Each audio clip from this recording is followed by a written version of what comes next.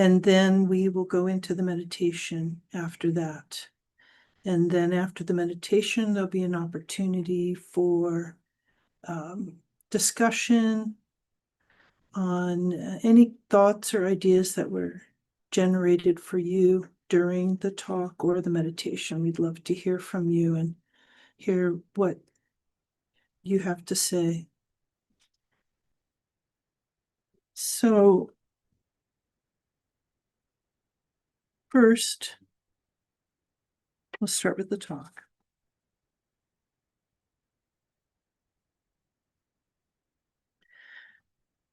At the new moon, our main objective is different than at the time of the full moon. Here we're seeking to be evocative and send energies out into the new group of world servers to strengthen their hands by subjectively stimulating their service to humanity. In Gemini, these energies are focused on strengthening the relationship between the two brothers, the soul and the personality. The two brothers is a phrase used by the Tibetan to imply a relationship between these two forces of love and connection, but also one of long-standing karma.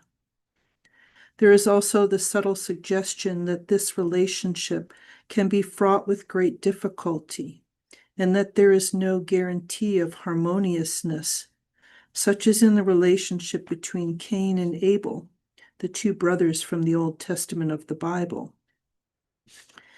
In their story, envy, rivalry, jealousy, and even eventually murder resulted. As in all stories of the Bible, though, it is also an allegory that represents the many dualities found within life and that conflict and crisis that can result in their relationship. It also represents an ideal being sought and how crisis and conflict can help in reaching it within that relationship.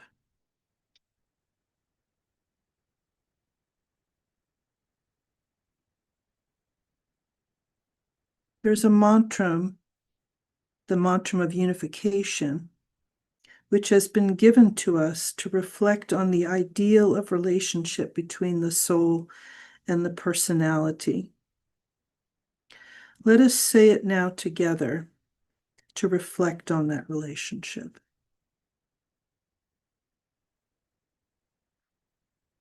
The souls of all are one, and I am one with them.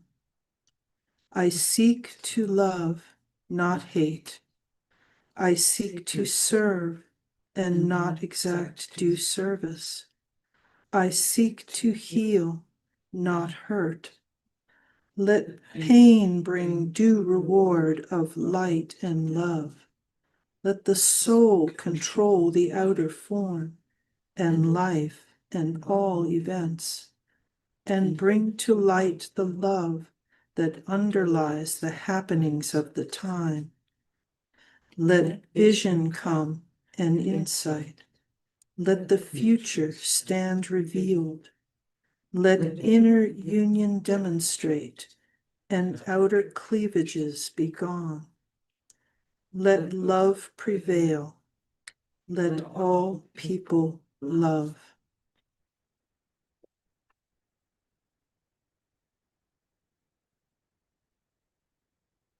We evolve in our understanding of the relationship between the soul and personality through experience, through the trial and error, success and failure of trying to integrate and fuse them and find a fluid synthesis in their relationship.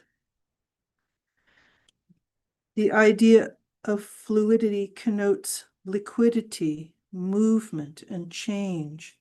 It implies that in a fluid synthesis, the act of trying to bring two things together into a higher union must be approached in a flexible way that is ever changing and growing. Certainly, this fluidity is how hierarchy works with humanity in terms of the plan. It is said the plan is dependent upon and subject to change by the free will of humanity. With that free will, manner and timing of the changes necessary to the furthering the plan within humanity must become the norm, not the exception. This is crucial to understand, as this is the year of the centennial conclave of hierarchy, and a review of humanity's success in adopting the goals set out over the last 100 years will be made. It will be determined if these goals will need to be modified and adapted to present conditions so that all available opportunities can be utilized. Humanity's success in this regard is important, as all the lower kingdoms are dependent on our achieving an evolution in consciousness so that the goal of making Earth a sacred planet can be achieved. How then does crisis and conflict play a role in this process?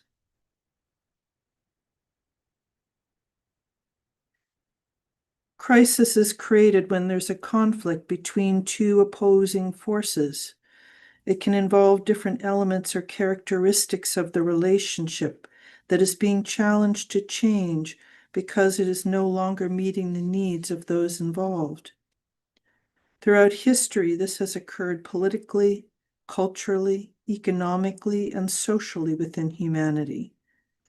These disruptions demanded that new ideas and new approaches to commonly held practices or beliefs be reevaluated to find better or more harmonious ways forward within society. Interestingly, in some languages and cultures, the word crisis is understood differently. In Chinese, the definition of crisis is a combination of danger and opportunity, reflecting the belief that crisis presents both risk and a great opportunity for change and can be used as a tool for that change. As disciples, we are challenged to think creatively and in terms of opportunity with each crisis that is presented to us to help us further the plan and change the circumstances of humanity for the better. Conflict connotes an undesirable relationship between two entities, which are not in harmony or opposed in some way. It can also imply that there is antagonism where one is trying to prevent or impede the other's activity. The fourth ray is called the ray of harmony through conflict, and it rules the human kingdom. It is therefore built into humanity's way of being. This is opposite to what we may believe our purpose to be, or how we think we should work or relate to our or other kingdoms. Understanding this role that crisis and conflict plays in the creative expression of humanity's purpose is therefore important, as it helps us understand how we can work to stimulate change in the world. For the new group of world servers, and in terms of disciples and initiates seeking to create change in the world, crisis and conflict can help to break up stagnant energies expressed through the various groups or forms we are working through. It can also help present alternative or opposing ideas that, through the conflict generated, bring new solutions to bear on existing problems. A higher level of understanding for all parties affected by the conflict may then result, and a fluid synthesis be achieved. There are many instances in humanity's history that demonstrate this point, that through conflict a higher reality arose within the human kingdom. World War II is the most dramatic example of this rule at work recently, and how through conflict within humanity, a greater brotherhood and unity was achieved. Through the crisis of the great world, old thought forms were relinquished that were the result of stagnant and evil ideas within the human mind. The human soul was then released from its imprisonment within these old forms, and a fluid synthesis between the soul of humanity and the form it was expressing through was the result. This clearly demonstrates the role crisis and conflict played, and that it can lead to evolutionary improvements in the human kingdom that bring the soul and the personality of humanity closer together. The Tibetan has used the idea of the two brothers many times in his work, particularly in his description of the energies at work in the sign of Gemini, of the two parallel lines or the two great lines of force. This is also seen in Masonry, which is ruled by Gemini, as the two pillars at the entrance to King Solomon's temple, and represents the celestial and terrestrial forces which man is subject to and in which he must work. It is through achieving a fluid synthesis between these two forces that man's purpose on earth will be achieved. Man is destined to be the bridge between these energies and forces, the celestial and the terrestrial, and through the ability to adapt and change to the environment and circumstances in which he finds himself. These energies and forces will move the plan for humanity forward. As we work together this evening during the new moon, let us keep in mind how we can be more skillful in our understanding of and response to crisis and conflict. Rather than see it as failure, see it as an opportunity to harness the energies available, to work more creatively, and raise the expression of our purpose within humanity and according to the plan.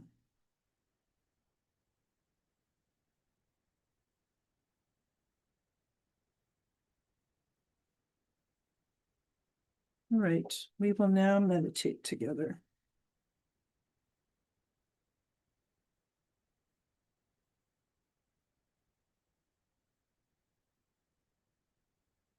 Strengthening the hands of the group of world servers.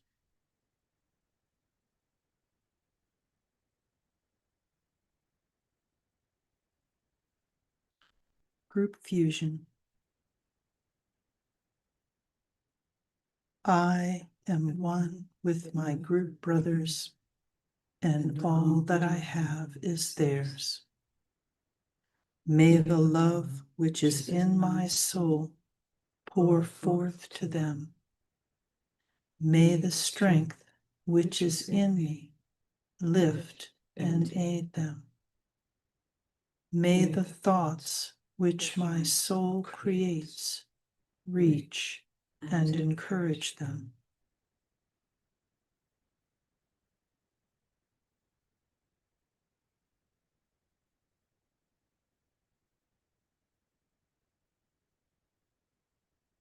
Alignment.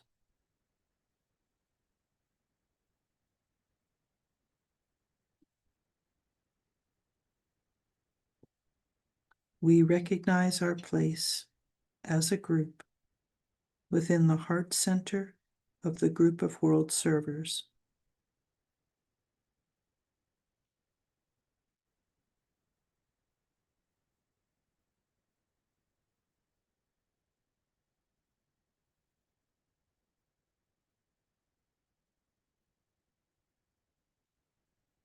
Mentally extend a line of lighted energy towards the spiritual hierarchy, the planetary heart center, to the Christ, the heart of love within the hierarchy,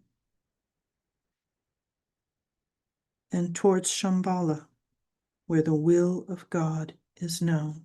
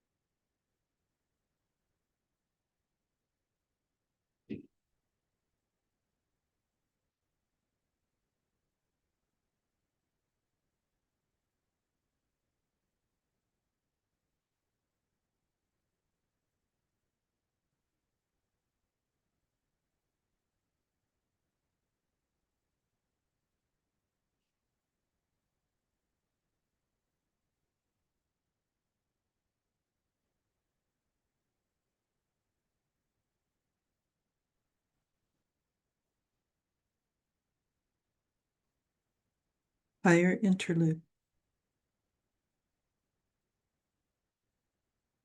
Hold the mind focused for a few moments on the planetary role of the group of world servers, mediating between hierarchy and humanity, responding to hierarchical impression, and meditating the plan into existence.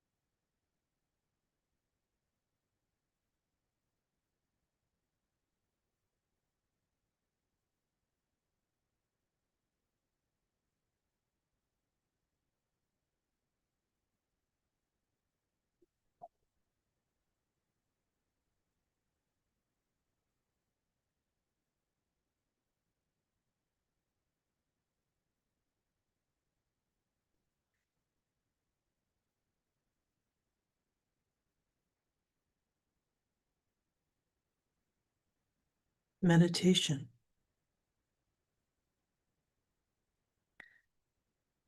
Through the impression and expression of certain great ideas, humanity must be brought to the understanding of the fundamental ideals which will govern the new age.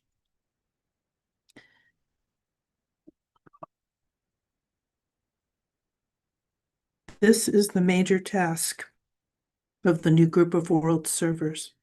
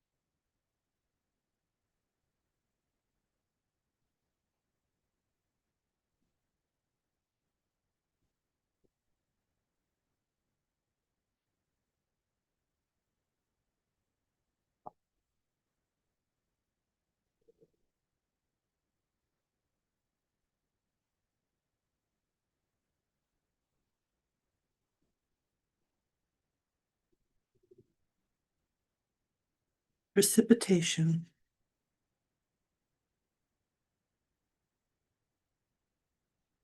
Visualize the precipitation of the will to good, essential love throughout the planet, from Shambhala through the planetary heart, the hierarchy, through the Christ, the new group of world servers, through all men and women of goodwill everywhere in the world, and finally through the hearts and minds of the whole human family.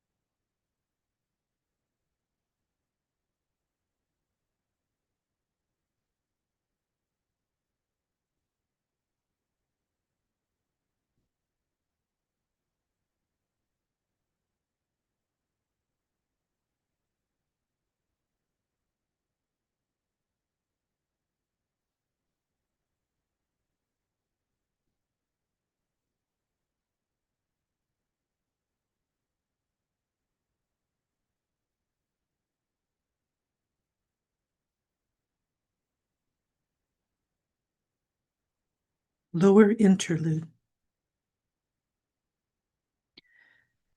Consider the many ways in which the power of the one life and the love of the one soul are working out in the world through the members of the new group of world servers, so building the thought form of solution to world problems.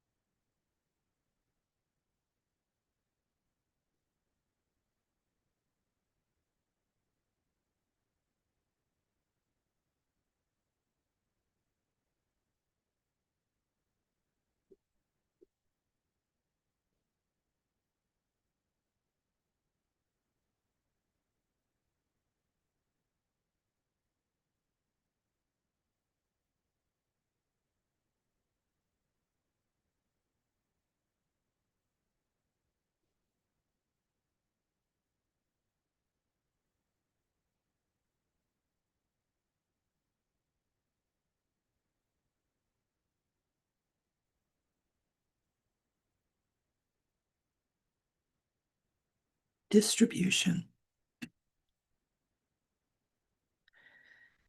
As the great invocation is sounded, visualize the irradiation of human consciousness with light, love, and power.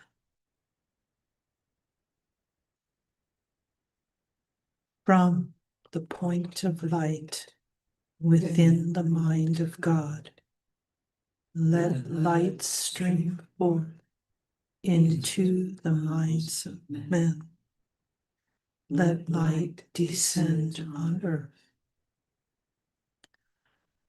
From the point of love within the heart of God, let love stream forth into human hearts. May the coming one return to earth. From the center, where the will of God is known, let purpose guide all little human wills, the purpose which the masters know and serve. From the center, which we call the human race, let the plan of love and light work out, and may it seal the door where evil dwells. Let light and love and power restore the plan on earth. Oh.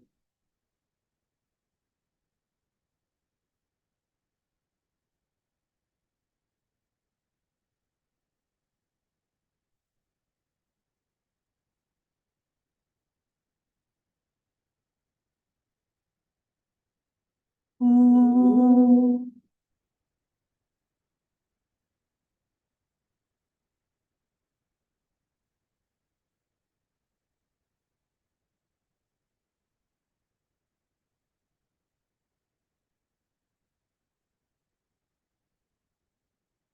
Oh.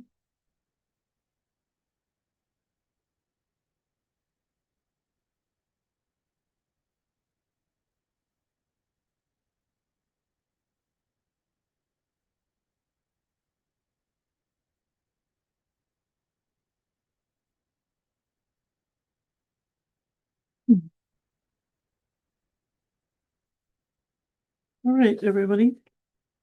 This is now the open portion of the evening, and please feel free to raise your hand in Zoom if you'd like to speak, if you have any thoughts you want to share on the meditation, on the talk, anything you'd like. Please feel free.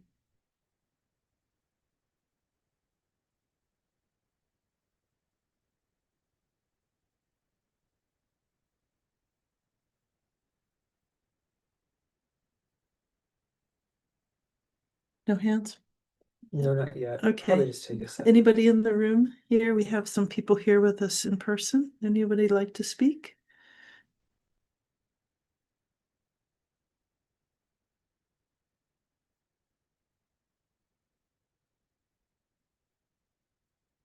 Well, we were talking about the invocations earlier, and just recently I've been reviewing them again.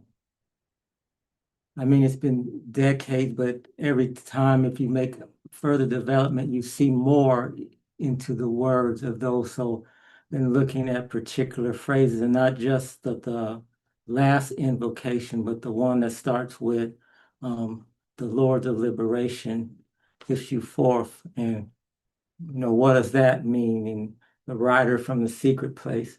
So they all are connected, but they are used at different times. So, and then also I think certain disciples have greater affinity for some phrases. They might need balance, but to go, deeper in each one. So it's like a cyclic thing. So, I think we're in a period like we talk about Gemini, the personality and the soul, but then there's a soul and the monad. See, so which pair are you dealing with? And it's really important to have the will to love, to hold to that all human beings that we're dealing with, to hold that in place.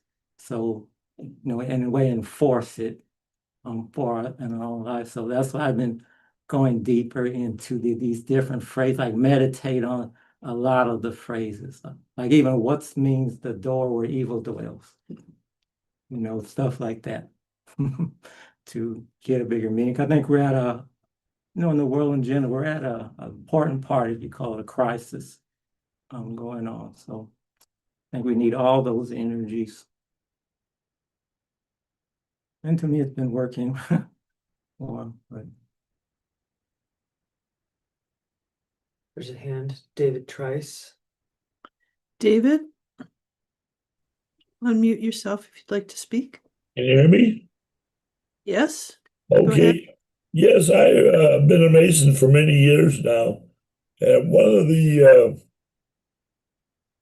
of the mottos, for lack of a better word, of Masonry is not for myself, but to thy name give glory. And this is taught to all Masons. I just thought I'd throw that out there to share the thought with it. All right, thank you. Yeah, I think there's a direct correlation between, the purposes of Masonry and the work we do with the trust. Both groups are service oriented, obviously, and see the purpose of and the power of working as a group and what we can create and affect in terms of change when we work together rather than alone.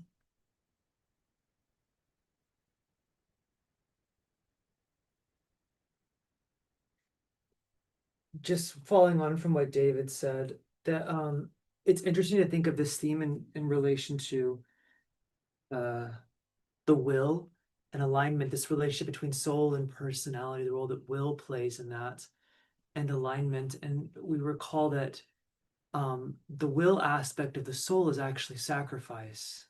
So we think of maybe some sort of power, some seat of like creative power, or some maybe some metaphysical thing, ability to create something out of nothing or wield, metaphysical forces.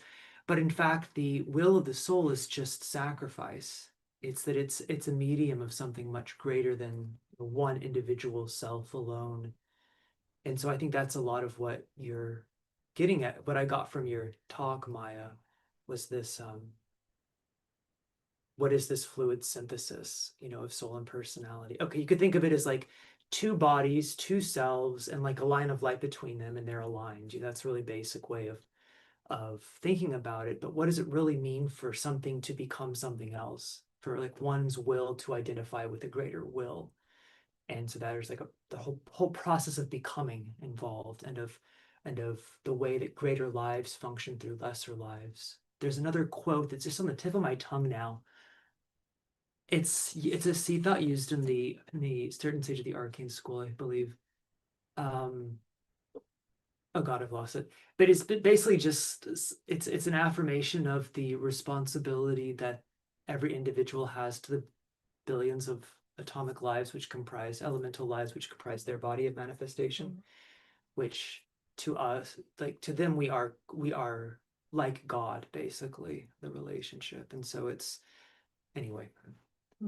So yeah, that was a great topic for Gemini. Thank you, Maya. Yeah. Yeah.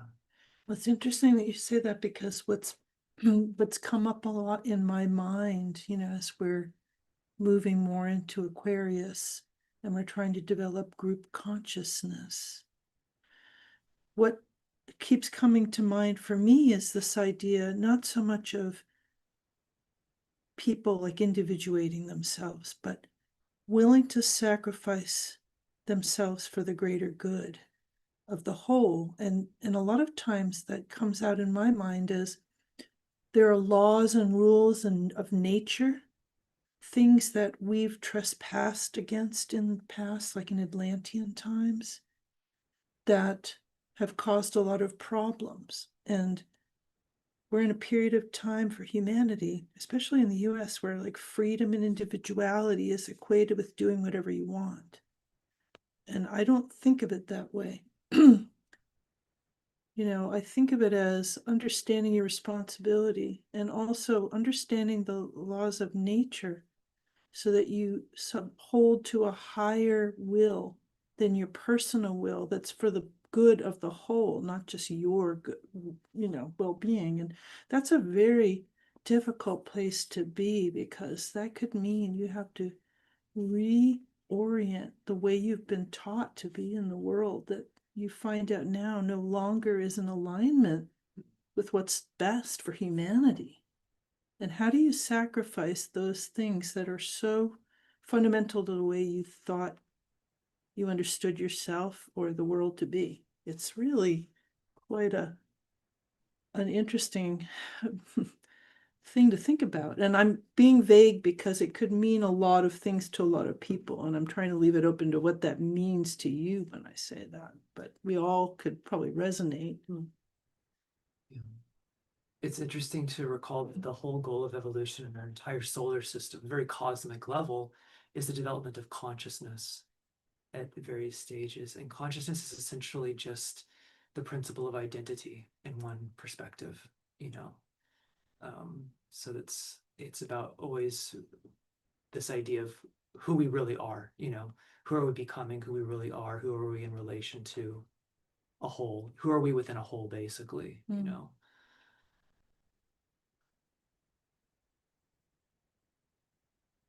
There was a hand up, but then it went down. Oh. Maybe they thought I'd have to wait too long. Who do you remember the name? Vaguely, but maybe I don't want to call them out. All right, no, let's not do that. Anybody here in the room like to speak? But their hand went back up. Oh, good. Okay. They're Then encouraged. we have another one also. Oh, good. Samara. Yes, it was me. Sorry. What's okay? Yeah, well, I just wanted to thank you for this space. I've been meditating a little bit with this experience of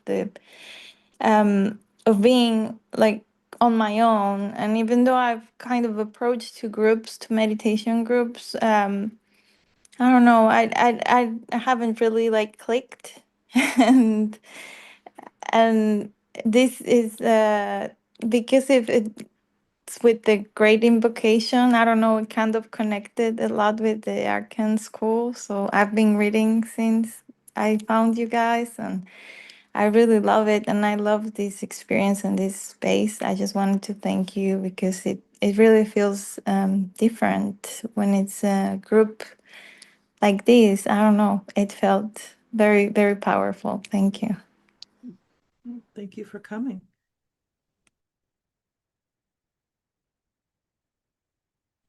John Horan.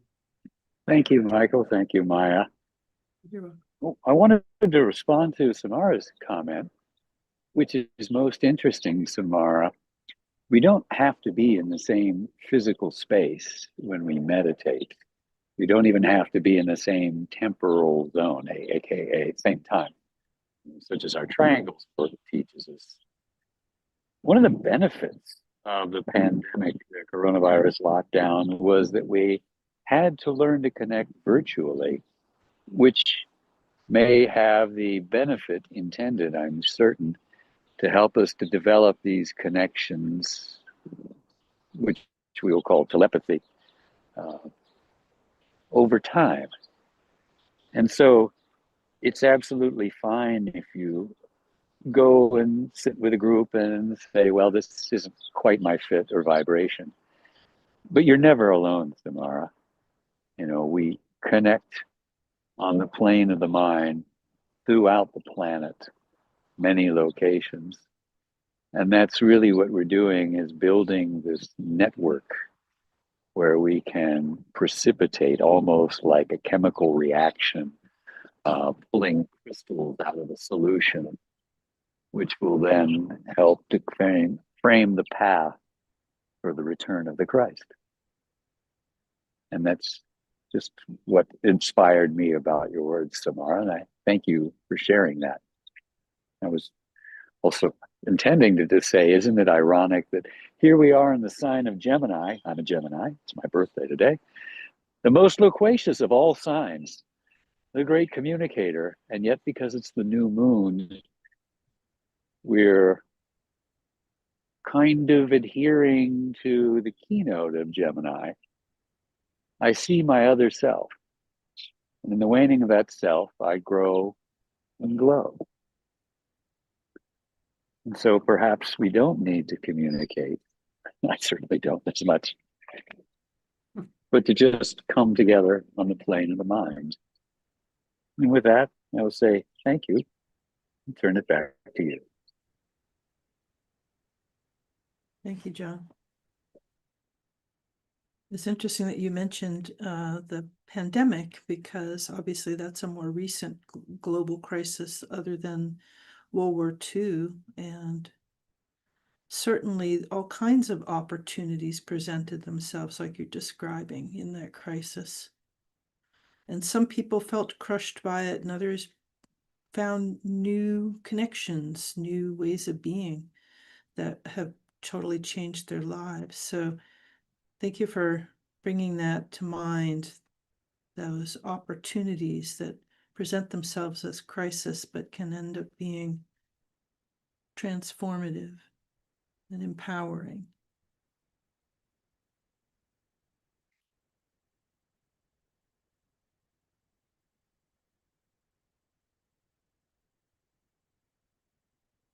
Kathy? John brought up the keynote, and so I just wanted to share a few thoughts on that, because it's kind of interesting when you think about it, because most of the keynotes, they don't talk about things such as glamours, they don't talk about the lower self. And so it's interesting to ponder why that is, and just to bring it up to outside of ourselves and to relate it to the astrology that's in operation and under Gemini. The Tibetan highlights that in the month of June, the power of Venus is really strong. And of course, that's the esoteric ruler of Gemini. And so, in a way, kind of a macro way, you could say that the other self in this regard is the earth, because the earth is the personality to the Venus is the soul in an astrological sense. So in a way, we have a waning of the earth's personality self, in my interpretation, and an influx of the soul, which is the Venusian energies pouring into the planet during this interlude month, when the Christ is holding this energy that was given to him during Wesak. We're told that he holds that energy, which must be tremendous impact from Shambhala. And then at the June full moon, he holds that influence for a whole month. And then at the June full moon, he releases that light. This is the time of the greatest impouring of the second ray, we're told, in Gemini. And he releases that light. And so the earth is illuminated, and its lesser self is kind of subsumed by its overshadowing with Venusian energy. So it's a pretty powerful time. A fluid synthesis between Venus and Earth. And also, when you say that, I think about those two phrases, like in the keynote, waning of and versus growing and glowing. Mm-hmm. Because waning sounds very gentle, like just sort of fading away, kind of slipping into the background. But we all know sometimes that's not exactly how it happens. But growing and glowing is the result. Sometimes waning means disempowering. Yeah. And taking a back seat, or something being relegated to the past, because the thing that's growing and glowing is just drawing you forward and attracting you. And I think with like this idea of conflict and crisis, sometimes the only way that people turn towards new ideas is because they're desperate, because the conflict has pushed them to a place where they just have to find other solutions. And something becomes attractive that wasn't before because it seems like a possible solution.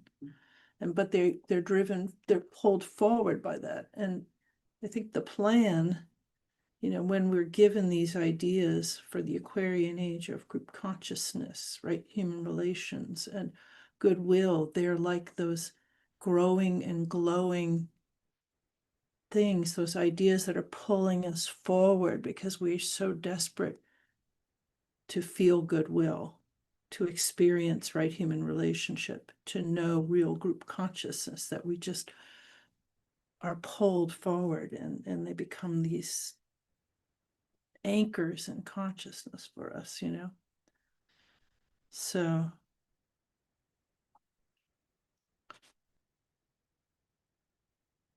yeah, it's interesting, this constant, the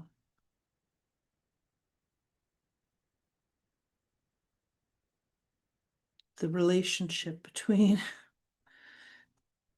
that which needs to fade away and that which needs to grow, and how that happens.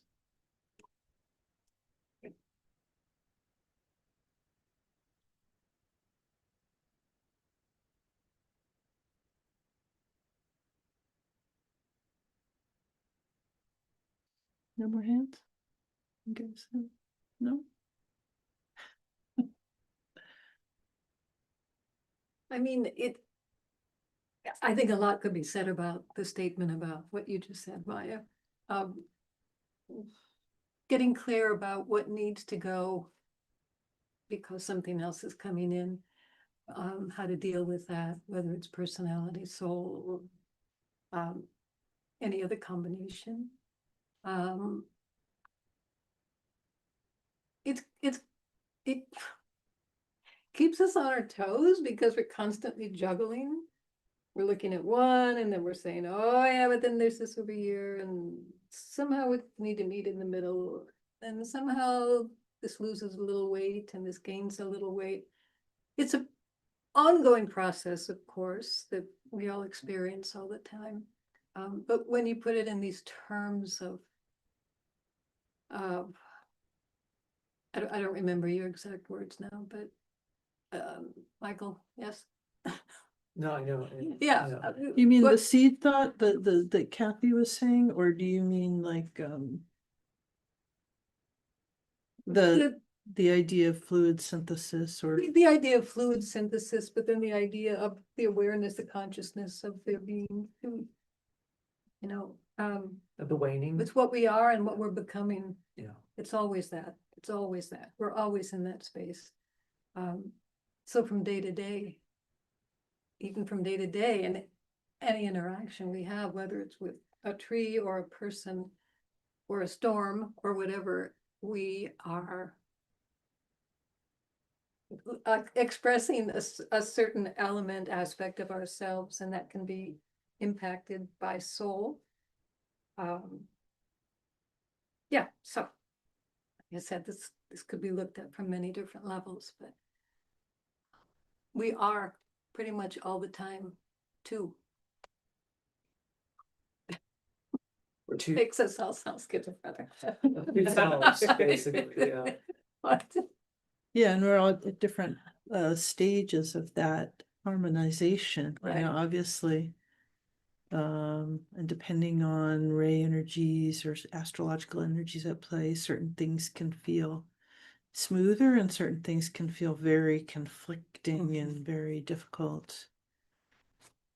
One of the purposes of this talk was I really wanted to sort of demonize the idea of crisis and conflict, because a lot of people feel scared, that avoid at all costs, don't have conflicts or crisis within your family, within your community, within your country, and yet in reality it's happening all the time. It's everyday stuff. And yet we sometimes don't know how to deal with it. We don't know what to Right. do. And I've certainly tried everything I can think of, from running in the other direction as fast as I can to diving head first. And but it's interesting to think of it as a creative tool. And when we were meditating, for some reason, the idea of Christ came into mind, because his life was filled with conflict and crisis, from his parents having to, flee to protect him from almost the time of birth, to willingly coming back into the conflict as an adult. And basically from the moment he stepped back in his home country, he had a target on his back and people were trying to kill him. So, but he took that on willingly, because there was a higher purpose and a truth he was trying to speak to. And I see a lot of disciples and initiates, servers in the world, having to do that right now.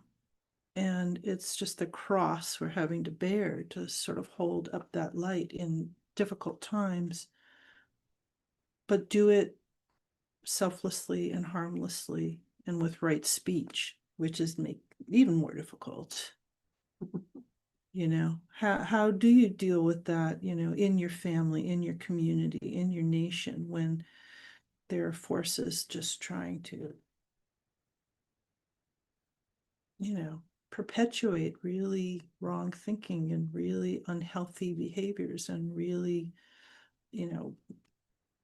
things that are not going to help humanity survive, but quite the opposite. So, You reminded me of a quote that I'm going to butcher here, but the Tibetan said something that goes kind of like this. He said, when you are faced with a negative kind of intensity, you need to throw the entire equal weight of positivity against it.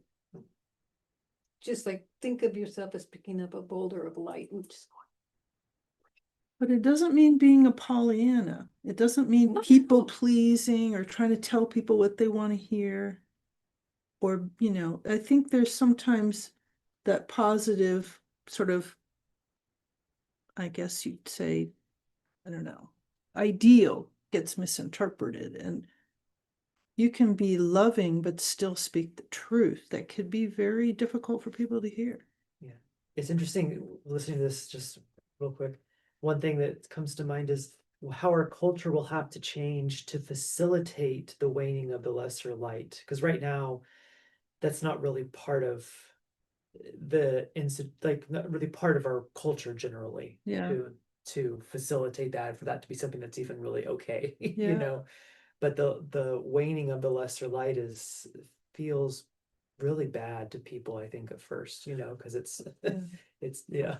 So It feels, there's a lot of the right way. It is the path, and so you think of, sort of the future asceticism where it's in the world, not, you can't just remove yourself from right. but in the world. And so how is that world going to change to support this sort of new age asceticism, this waning Of body, speech, and mind. Yeah. Like on all levels. There's a quote by Helena Blavatsky, which I've forgotten, but something about this very, very high stage of alignment with, Buddhi, or with compassion absolute, where you're so aligned with this spiritual impulse coursing through you that the tongue literally loses all power to harm. So you literally lose the power to cause harm. It's probably a very high stage of karmic alignment. But it doesn't mean people won't want to harm you. Oh, yeah, of course, yes. And I mean, the Tibetan says that harmlessness above all else is the path forward, but it's the most difficult thing to do. We may be harmless to our spiritual self, but sometimes the circumstances is it seems harmful to the way we're used to doing something, and it makes us comfortable. But when we have the crisis, we have the friction, at a certain point, we could use the energy to take us to another level. So we can cycle, right? We know everything is cycles. And then there's the straight line, but we don't really go in a straight line. If we combine them, we go in a spiral. And then we hit a level, we go around a while, and it could be a long time, and then we go up. But if we back off from that painful crisis when things can be destroyed, our normal life, our families, our business falls apart, we have an opportunity to try to go to another level. But that could be, that can be scary.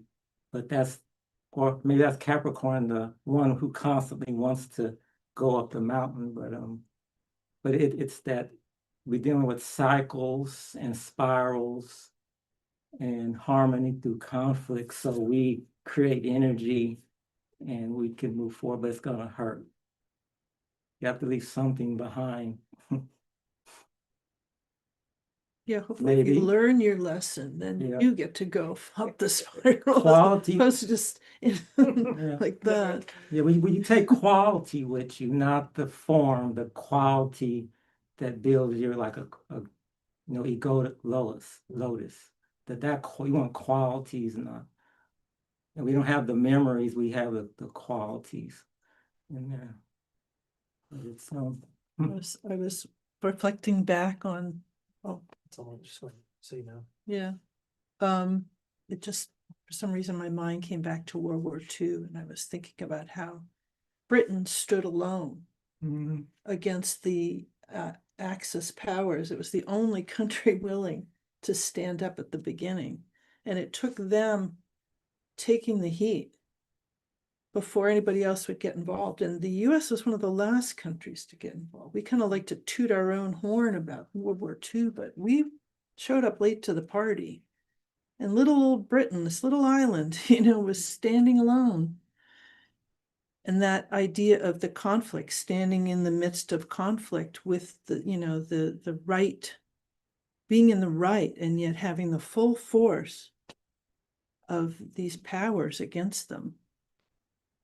It's almost as if the soul of Britain was exerting itself at that time of World War II. That's not a bad.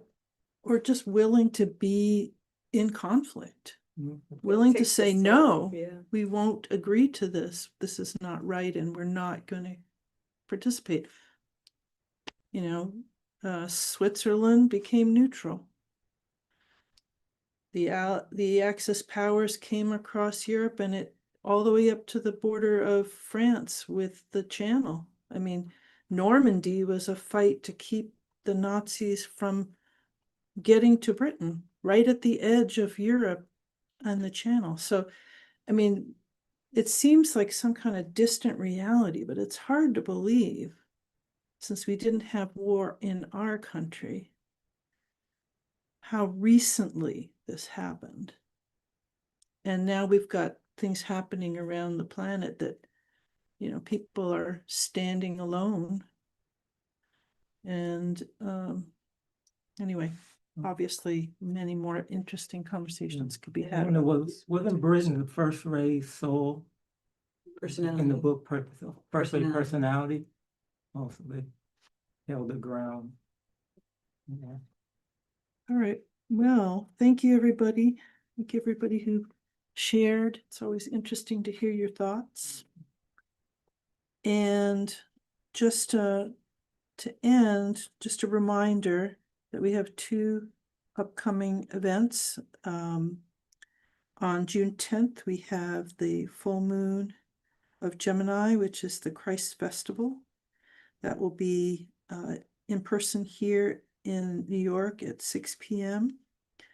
at the headquarters location. It will also be online on Zoom, and you can register for that by going to the Lucis Trust website. And then the next day following that, on June 11th, we will have a special meditation in celebration of World Invocation Day And that will be also online via Zoom, and that will be at 1 p.m. in the afternoon Eastern Standard Time, if you'd like to join us then as well. So thank you very much for coming tonight and meditating, and we hope to see you again soon. Good evening.